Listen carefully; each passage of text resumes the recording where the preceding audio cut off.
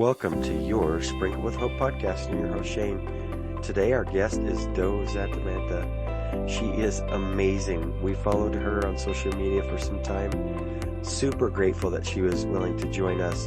She gives such great advice on a few things we talk about. And again, at the end, just hits you with a right and left hook. So listen to the whole episode and share it with those that you love. She does give some really good nuggets of just wisdom right throughout the whole thing. I mean, it's just dropping the whole time that we're talking to her. But I just love the work that she does. And all of her topics are all around happiness, finding joy and happiness in your life.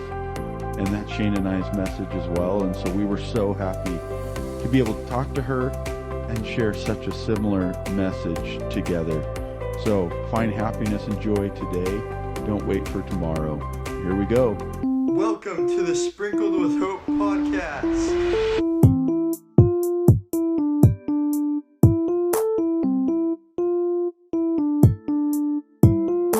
This is Jason. And this is Shane. And it's podcast time. Welcome to your Sprinkle with Hope podcast and your host, Shane. Today, our guest is Zantamata. I actually found her on social media. I just love following positive people, and she created happiness in your life. We'll talk a little bit about why she did that. As Jason and I were talking about her, he said, "Hey, I know her. We've shared some quotes about of what she said, and we love quotes, so I want to share something that she just shared a few days ago. It says, something will grow from all you're going through, and that something will be you." Joe, thank you so much for joining us today. We're really looking forward to this discussion. Thank you so much. I'm happy to be here. So like I mentioned, you started happiness in your life, and you can find it on every social media.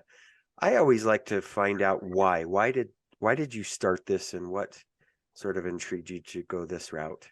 Oh, goodness. That's a long story. You want the whole story? It started in 1998. I was actually, I was in my second to last semester of pre-med. Didn't want to be there. Was just not having a happy life whatsoever. Had a lot of anger in me. And I kind of thought at that time, I was 24. And I kind of thought at that time, I'd still have a lot of time. Well, then I started the day with a headache, and it turned out into complete back pain. Long story short-ish, it ended up being meningitis. And I was in a hospital, and that might have been it. And so I'm there with the four walls around me thinking, like, are you serious? And they could just end that quickly. Yesterday I was fine, doing not what I want to do in life. And today it could just be over. There's a longer version within your death experience, but the gist of it is then I thought, okay, whatever time I have left, if I have time left, I'm going to figure out why I'm not happy. Why was I not living true to anything that I actually wanted to do, and then share that with whoever, whenever. Now, this was before social media. Yeah. Back in the dinosaur ages, before a lot of things. So I wasn't sure the medium or the format, and I started with short movies. And then I ended up going to books, and then I started the Facebook page in April 2011. So it's almost 12 years ago. So it took me a while to get rolling, but now it's a series of 12 books. And 5 of them are available right now. And then there's another 7, obviously, along the way. But I've got a couple other books in there, too, and then tons of videos. And I've just started TikTok. I thought I was about 50 years too old for it, but apparently there's a whole section of TikTok that's for us experienced people. Yeah. I love that. And I have no idea what I'm doing, but that's part of the fun of it all, isn't it? Yeah, It is. There you go. There's your long answer. It's great. I love it. Yeah, and so maybe let's just talk about that a little bit. Obviously, you were in this, situation that you didn't want to be in or found yourself in, right? Uh-huh. And so what kind of led you to thinking about, happiness and finding that happiness, and what was kind of that turning point? Well, often when we're at the end of our life, that's it, and you hear about people and they had their life flash before their eyes and they have a bunch of regrets or things, they wish they would have done things different, but then they're out. It's too late, so having that at 24 it kind of changed the game a little. And that's not to say that, oh, all of a sudden I just know everything and everything's all perfect. No, Right. I had a ton of baggage. Yeah. Revelation can happen in a second, but the habits and the changing of the habits, there's actually, I learned recently within the past couple of years about ancestral healing. And there's a man named Shavasti who says that you're just another line in a story that's already being told.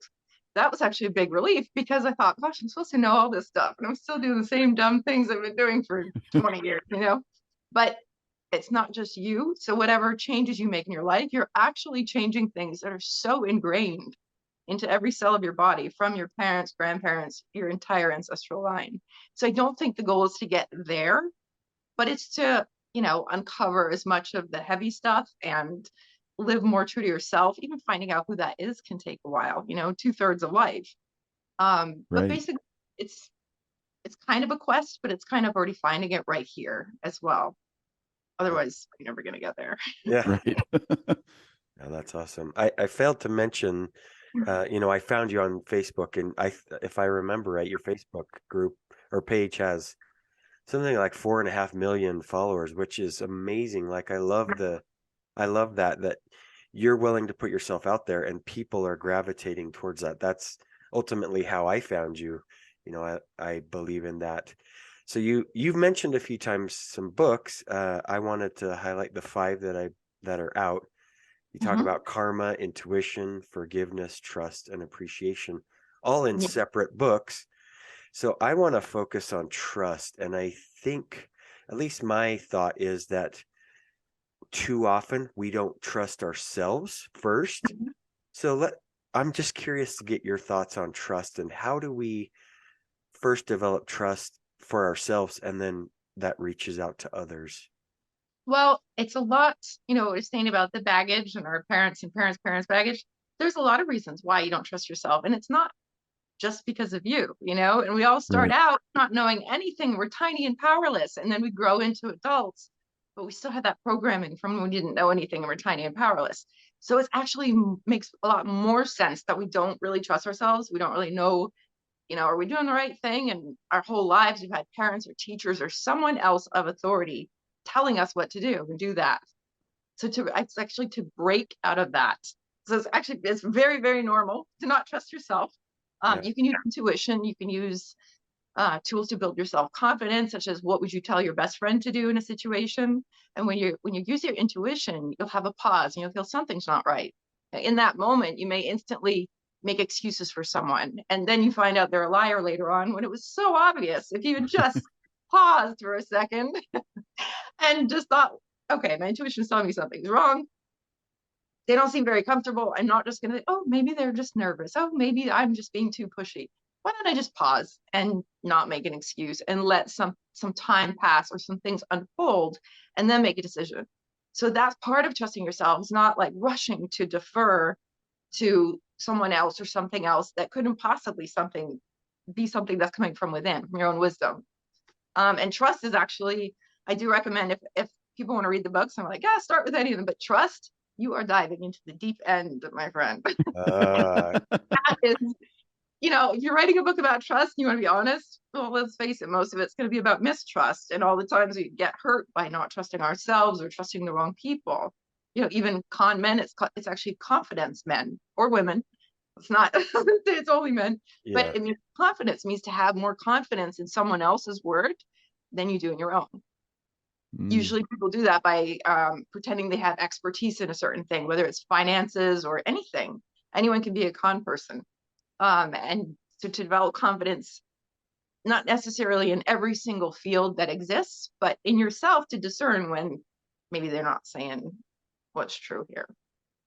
So there you go. Trust it. Yeah, I love it. And you talked about intuition and maybe we'll just kind of caveat off of that because Shane Sure. and I have talked about intuition and I think, trusting your gut is really a valuable piece to not just trust, but a lot of things, right? Being able Mhm. to take a situation and kind of look at it and follow that Yes. intuition. And it's not even the big things. Like I start people say about intuition, like I knew I shouldn't get on that plane and I didn't and it crashed. Like that's maybe a once in a lifetime if it ever happened. Right. Yeah. But you your intuition every second of every day. You can even think, you know, now your intuition, though, it's only going to guide you towards what you're saying that you want or what you believe in. So if you believe that you always have bad experiences, go ahead and use your intuition. It's going to show you plenty more of those bad experiences. Like, it's just a sense. It's not necessarily a protection unless you believe, putting out an affirmation of I'm safe and protected at all times. Then use your intuition and it will guide you to events where you're going to be safe and protected. Or even little things like, I need to get some dishwasher detergent. And you just pause for a second and think, oh, maybe I'll go to Target. It just comes to you, which place to go. Oh, look, it's on sale. That is the sense of intuition kind of guiding your life in everyday little things that, does it really matter if you save 50 cents on dishwasher detergent? Not really. But does it make you feel good? It confirms your intuition and that you can trust yourself? Yes. And it's all those little confirmations and all those little things that are going to develop that overall confidence and happiness in your life. I totally agree with that. I could see the progression of those little things happening as you were talking, and we're gaining more trust from ourselves and confidence and all of those things that we're talking about. Without those things, we might not build the confidence in ourselves. Mm-hmm. So let's turn, because I jumped in trust and that's a deep dive maybe. So I don't particularly, maybe I don't believe in the word karma. I might call it something different, but though, if let's say that I said I don't believe in karma, what would you say to somebody like me? That's why I wrote the book. That's what, read my book. Perfect. Because what I thought it was before I learned what it was and before I wrote the book, I thought it was just, if you do good things and good things will come back to you. If you do bad things come back to you. No, it's not reward and punishment. And it's not like exactly like that. For example, if you see someone, I use the example of Bernie Madoff in the book, that it seemed like he was getting away with things for 40 years. But then I saw, I think it was a video, or maybe I read an article, I can't remember, it was a long time ago, but there was something that he said in a jailhouse interview. The first good night's sleep he had in over 40 years was his first night in prison, because every single day he thought, is this the day I'm going to get caught? So from the outside, or even from the judgment, like, oh, look, he got away with this for 40 years. No, he did not. His conscience, the only person who really knew for sure, was killing him inside every single day.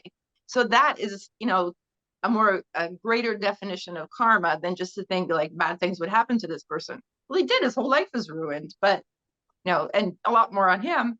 But karma, there's 12 laws of karma. I have an article where I have them real quick, and then I also have it in the book more detailed with everyday examples. But it's basically just action, consequence, and the understanding of how the action, the consequence. Like, you may think if you're being really selfless, then everything's going to come back to you. But if you always leave yourself out, you're basically putting the energy out there and telling other people, oh, don't worry about it. It's too much. I don't need anything. I'm just fine.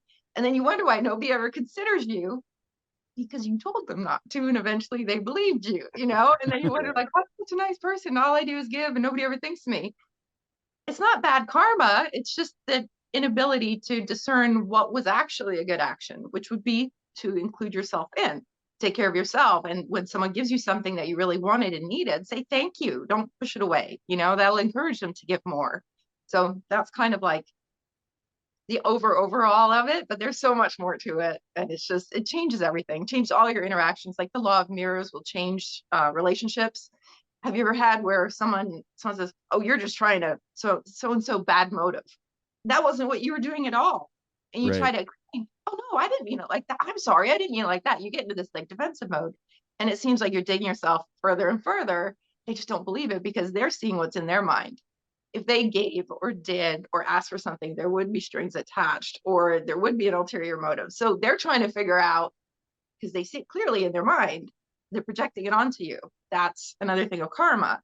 Knowing the law of mirrors, it can tell you too when if someone's a good person, if they just give you something, they're like, here you go. And that you're seeing the same thing in them that's in you, and you can receive that. Whereas if you were that person with the ulterior motives, you wouldn't even be able to receive something that's genuine. So mirrors is kind of like, it's a mirror, it's of them, but it sees into yourself, and then vice versa. It sounds a little complicated, but it's actually, when you see it, No, It's so that awesome. makes a lot of sense. Because Yeah. I know oftentimes people are, if somebody's trying to give you a gift or something like that, and you're not wanting to receive it, Mhm. yeah, I could see that being a bit of an issue with yourself, right? Yeah. Yeah, and it goes back to that trust thing too, where you may not trust yourself to be able to trust that their motives are genuine, so you'd rather just avoid the whole thing. And that just creates distance between good people who are trying to do something nice for you. If you Right. keep connection, then you're ruining it. Yeah. So yeah, they're all interconnected, but they're all separate as well. So if someone were interested in any one topic, I'd say just go for that one first. If it's trust, hold on tight. but Jump right in. So yeah, there's dive into any there's of the them. 5 books, and then you mentioned a few others coming out. Can you Yeah. give us a little secret about what the next one might be, or? No secret. The next one is actually love. I've also got I did one called Quotes About Living, which was quotes from all the books. I did that back in 2014. So back then only Karma was out. But the next ones are book 6 is love, 7 is thoughts and words, 8 is power, 9 is time, 10 is faith, 11 is self-worth, and 12 is happiness. And I'm reading that from this, which is the Happiness in Your Life Answers Within guidebook, which I have quotes from all the books, all the ones that are already out, and then the ones that are coming out. That if you don't want to read an entire book or an entire 5 books, but maybe you want a little message, you can just flip to a page and get a message. Do you want this message? Yes, Yeah, we let's do. hear. I want to hear it. Forgiveness. A good one. That's book 3. How do you make peace with pain? If it were towards a person, a time in life, or an entire childhood, recognize first that you can be grateful that time is over. What remains today is a memory. If 10 years were spent living in that pain, know that this day forward, you get to live without it. Keep your mind in the present. See the positives. Today is better than any of those days, and you appreciate good people more due to it. There were lessons in there that you never have to learn again. You are here. Now you are truly free to live. This Awesome. message That- from one page, right? That's fantastic. So good. Peace with it. You just separate yourself from it. It's in the past. And That's awesome. doing that, it's not going to happen once. Yeah, It's going to happen with those little habits every single day. that's really cool. So we also love to give you the opportunity to let our listeners know where they can find these books, how they can get a hold of you and those things. So now is a shout out to you. How, if our listeners want to get a hold of you, how can they do that, and where can they find the books? They can find the books on Amazon, Barnes and Noble, or in my shop. And then just basically Happiness in Your Life on Facebook, um, Instagram. TikTok is, I don't know what I'm doing with that yet, but it's on TikTok too, but wherever. Okay. I'm not on Twitter, but yeah, those ones would be the best place. And then I've got some on barnesandnoble.com as well. And I got some other books, like you said. When I started writing the love book last year, there was so much in the How to Love Yourself that I ended up making that a whole separate workbook. Oh, So if cool. I'm looking this year right now to start learning how to love yourself, there's an entire workbook and that is barnesandnoble.com and amazon.com for sure. That's awesome. All You the know, How to Love Yourself workbook. I'm pretty forward with my topics. Yeah. Shane and I, we always like to talk about fear and just kind of how fear holds us back and doesn't allow us to move forward. And I always like to kind of pick everybody's brain about, what they think fear is, or why fear holds a particular person back from really finding that happiness, joy, all of these other things. Do you think in like career, relationships, or just in anything in life? Yeah, I think anything in life. I think, it's there obviously. because I'm sorry. Yeah, go ahead. It's there because we started out little, tiny, powerless, not knowing anything. So our programmed self is I'm little, I'm tiny, I am powerless, I know nothing.